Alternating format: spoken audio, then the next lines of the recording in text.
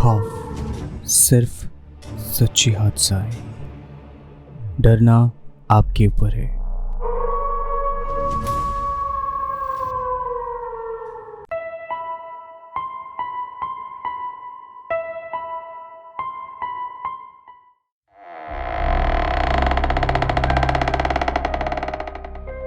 इसके अंदर मत देखो, वो तुम्हें देख रहा है। हेलो एंड वेलकम एवरीवन, खौफ की 35th एपिसोड पे मैं आप लोग का स्केरी दोस्त नील आप लोग के साथ शेयर करने आ गया हूँ सच्ची हॉरर हादसा। आज है खौफनाक मंडे। हर सोमवार, बुधवार, गुरुवार और शुक्रवार की रात, खौफ की रात, ठीक रात 9 बजे। आज आप लोग को मैं बताऊंगा कैसे प्रेत आत्मा आपके पीछे पीछे आ सकते हैं। और ये हादसा मुझे भेजा है शिवांश दुबे जी ने दौसा राजस्थान से। कैसे उनके पीछे पीछे आ गए थे घर तक। ये हादसा 2 साल पहले शिवांश जी के बहन देविका जी के साथ हुई थी। एक बार शिवांश जी और उनके कुछ फ्रेंड गए थे मेहंदीपुर बालाजी मंदिर, जो कि बहुत ही फेमस मंदिर है पूरे इंडिया में एक्सोर्सिज्म या ऑकल्ट के लिए।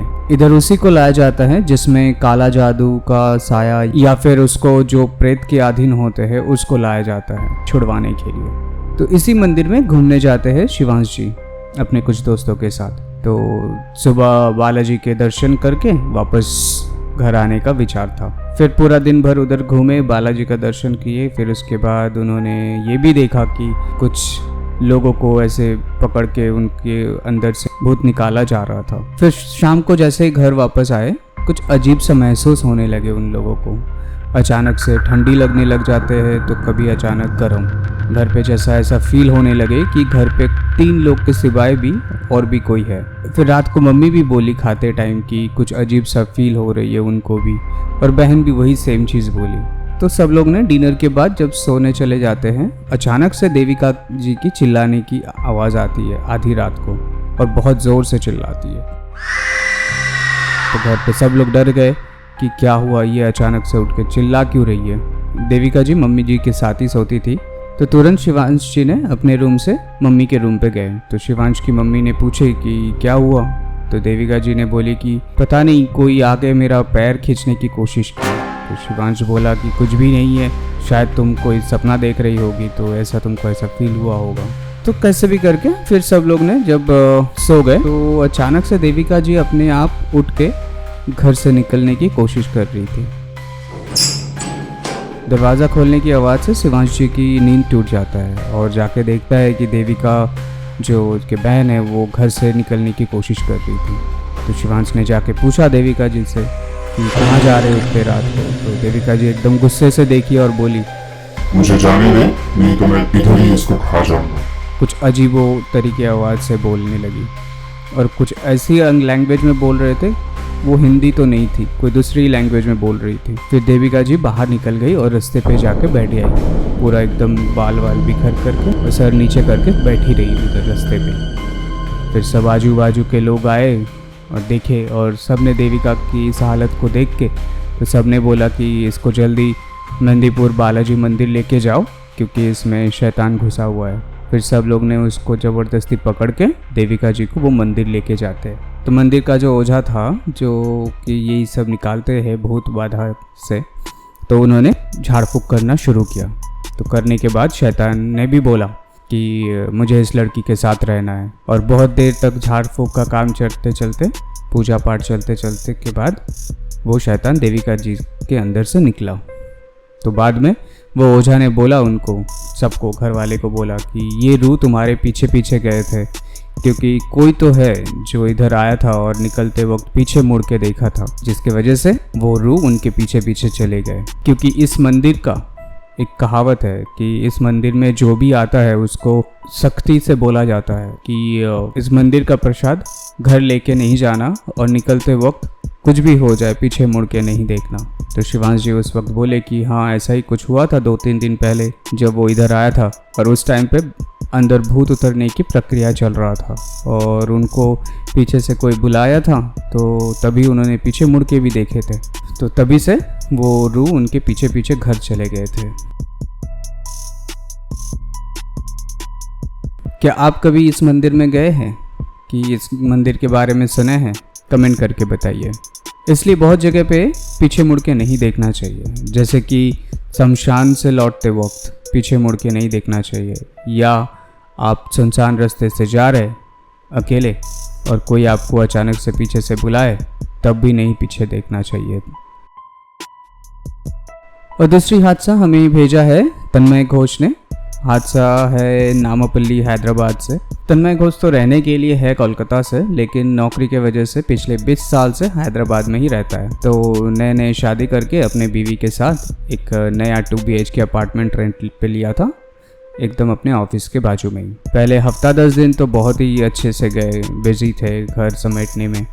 लेकिन कुछ दिन बाद से जब भी तन्मय ऑफिस निकल जाता था, उसके बाद से बृंदा जी, जो कि तन्मय जी की वाइफ है, उनको घर में किसी की आवाज़ आने लगे, जैसे कि कोई फुसफुसा के कुछ बोल रहा है।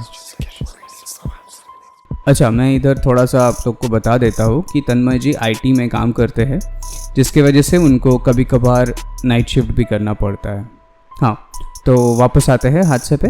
तो ये जो आवाज़ आ रहा था, उनके बेडरूम के ठीक सीलिंग पे एक AC का होल बना हुआ था और उसको कुछ ऐसे डिज़ाइन करा गया था और करके ढका हुआ था ताकि मच्छर वच्छर ना आ पाए, कोई कीड़े मकोड़े ना आ पाए। तो वो आवाज़ वहीं से आ रहा था। तो एक दिन क्या हुआ कि बृंदा जी एक स्टूल लेके आए और लेके आने के बाद उसके ऊपर चढ़ के सुनने लगे और वो सुने कि कोई उसके अंदर से कोई बोल रहा है, इसके अंदर मत देखो, वो तुम्हें देख रहा है। ये आवाज़ सुन के बृंदा जी तो डर के मारे एकदम खड़े ही खड़े पूरा बर्फ़ की तरह जम गया।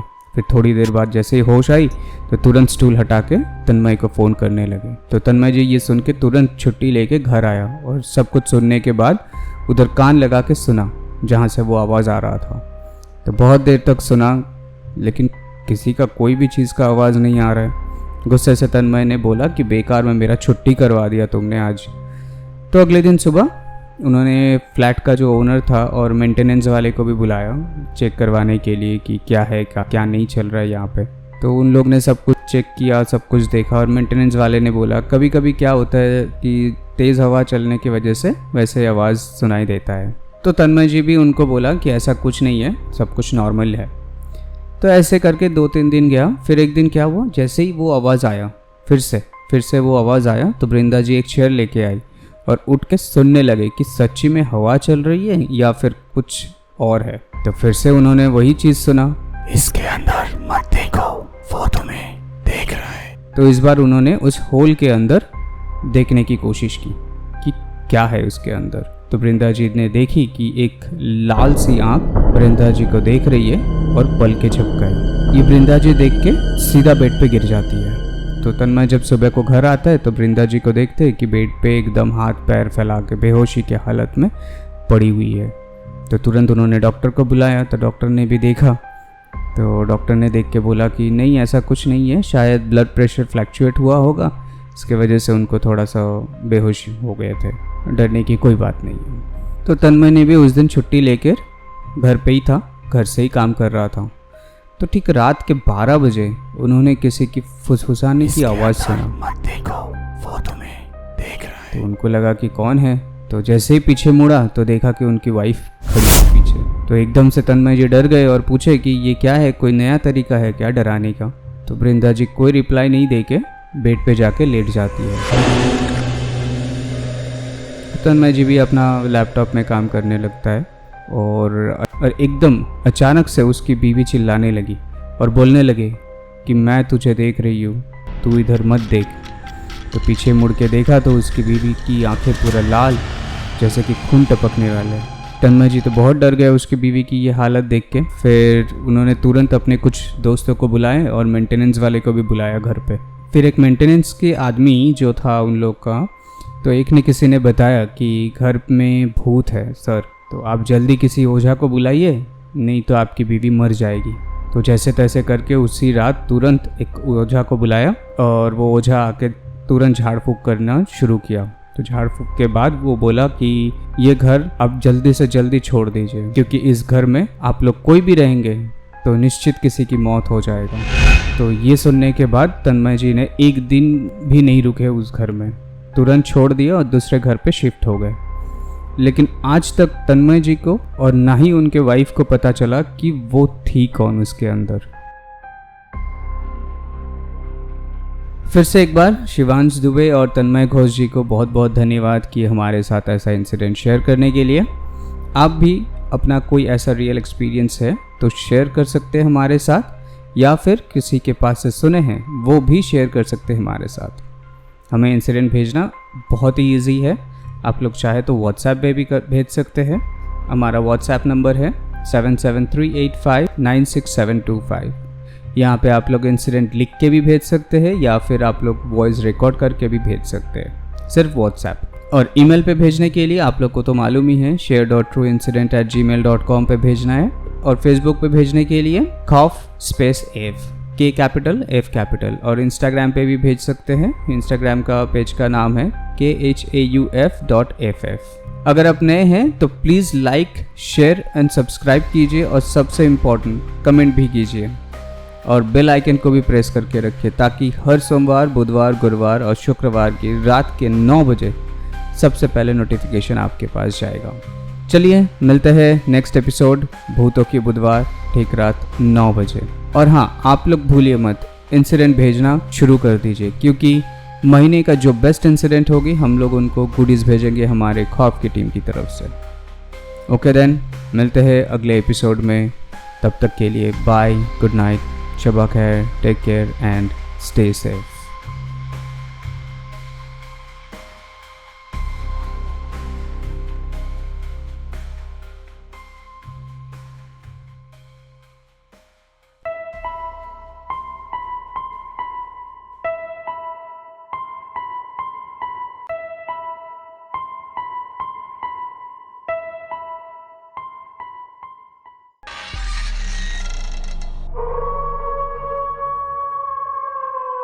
खौफ सिर्फ सच्ची हादसा है, डरना आपके ऊपर है।